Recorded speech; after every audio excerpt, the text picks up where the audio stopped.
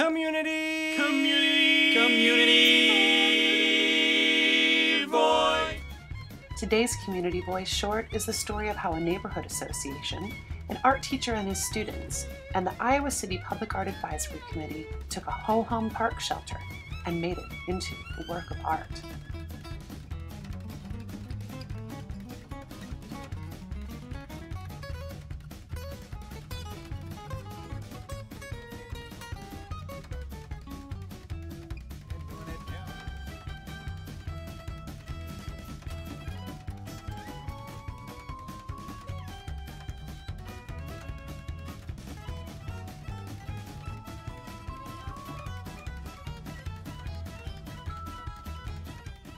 The mural that you're looking at right now is a product of the community-initiated art program that is available to actually members of the community. If they have an interest in providing art or creating art in certain areas, they can approach the Public Art Advisory Committee and ask for assistance. The process for community-initiated art basically comes from the community. They propose a project to the Public Art Advisory Committee, and then the Advisory Committee determines whether or not that is a project that they would like to pursue. And this is a perfect example where the Tate High School students, overseen by Dan Kinney, produced this piece of artwork in accompaniment with the neighbors in the area, which is kind of really exciting because it was really a cooperative effort. So we're real pleased to see it.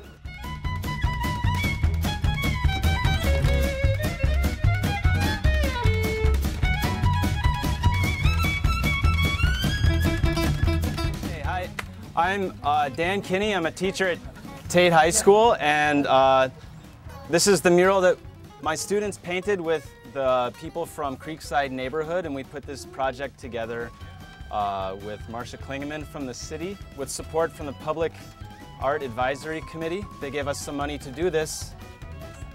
And part of why we do this, part of why I do this, is that I like to get my students out into the community and to show them how they can be a part of changing the way that their community looks. And then also it teaches them lessons about civic involvement and working with neighborhood organizations. And so this is our mural that shows water running through a pastoral scene, and people from the neighborhood would stop by and volunteer, and they would help to paint it, and from little kids all the way on up. So everyone had a hand in creating this community mural. Dan, thank you so much for all your hard work and your students' hard work.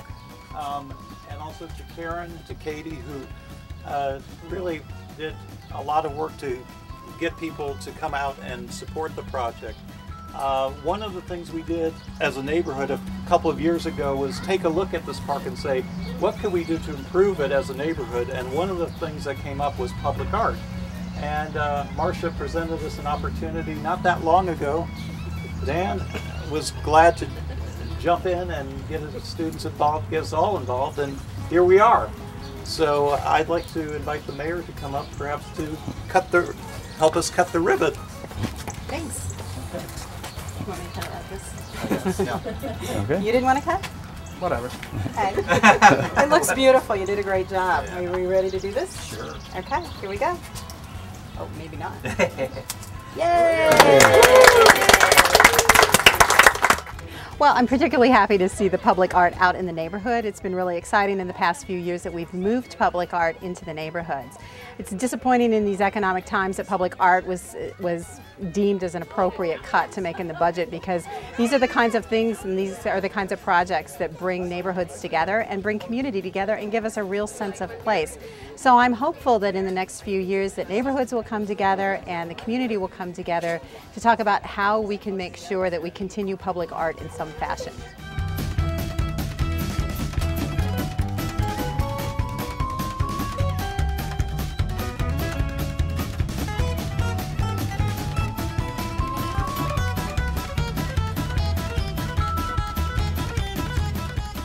I just think it's really great to just be able to have art places that there didn't used to be art. It's nicer than a plain white wall. And I'm glad I can be part of it, because this mural is going to be up for a long time, and I'm always going to be able to drive by and say, I made some sort of a difference.